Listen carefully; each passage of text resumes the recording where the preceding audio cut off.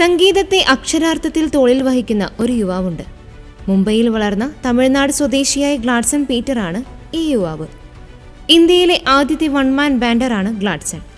13 സംഗീതോപകരണങ്ങൾ ഒരേ സമയം വായിക്കാൻ ഗ്ലാഡ്സന് കഴിയും. 25 കിലോഗ്രാം വരെ ഭാരമുള്ള സംഗീതോപകരണങ്ങൾ തോളിൽ കെട്ടിവെച്ചാണ് സംഗീത വിരുന്ന് അദ്ദേഹം അവതരിപ്പിക്കുന്നത്. അതിശയകരമായ ഈ പ്രകടനങ്ങൾക്ക് പിന്നിൽ സ്ഥിരോത്സാഹത്തിന്റെയും കണ്ണീരിന്റെയും വിശ്വാസത്തിന്റെയും ജീവിതം ഗ്ലാഡ്സനുണ്ട്. 20 വയസ്സുള്ളപ്പോൾ ഗ്ലാഡ്സണിന് മാരകമായ ഒരു രോഗം സ്ഥിരീകരിച്ചു. ശ്വാസകോശത്തെ ബാധിച്ച് ജീവൻ അപകടപ്പെടുത്തുന്ന പ്ലൂറൽ എഫ്യൂഷൻ എന്ന രോഗമായിരുന്നു അത്. ജീവിതത്തിൽ അപ്രതീക്ഷിതമായി കടന്നുവന്ന രോഗം ഗ്ലാഡ്സന്റെ ജീവിതത്തെ തളർത്തി. മണിക്കൂറുകളോളം ഓടക്കുഴൽ വായിക്കാൻ കഴിഞ്ഞിരുന്ന ഗ്ലാഡ്സന് അല്പസമയം പോലും ശരിയായി ശ്വസിക്കാൻ പറ്റാത്ത അവസ്ഥയായി. പഠനം മുടങ്ങി.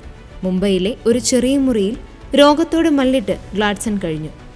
എന്നാൽ ഗ്ലാഡ്സന്റെ വിശ്വാസ ജീവിതം അദ്ദേഹത്തെ മറ്റൊരു മനുഷ്യനാക്കി മാറ്റി. സംഗീതത്തിൽ ദൈവം നൽകിയ കഴിവിനെ വളർത്താൻ തീരുമാനിച്ച് ഗ്ലാഡ്സൺ ഒരു ഹാർനസ് രൂപകൽപ്പന ചെയ്തു. ഒന്നിലധികം ഉപകരണങ്ങൾ സമന്വയിപ്പിക്കാൻ സ്വയം പരിശീലിച്ചു.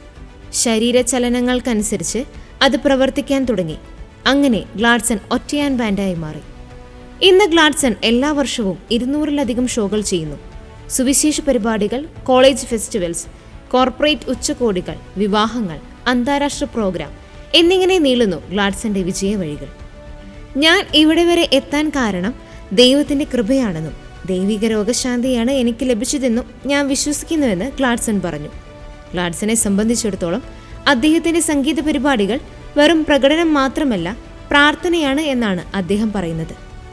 ഞാനിത് ചെയ്യുന്നത് വിനോദിപ്പിക്കാൻ വേണ്ടിയല്ല, പ്രതീക്ഷ പങ്കിടാൻ കൂടിയാണെന്നും ഏത് പ്രതിസന്ധിയിലും ദൈവം നമ്മുടെ കൂടെ ഉണ്ടാകുമെന്നും ഗ്ലാഡ്സൺ പങ്കുവച്ചു.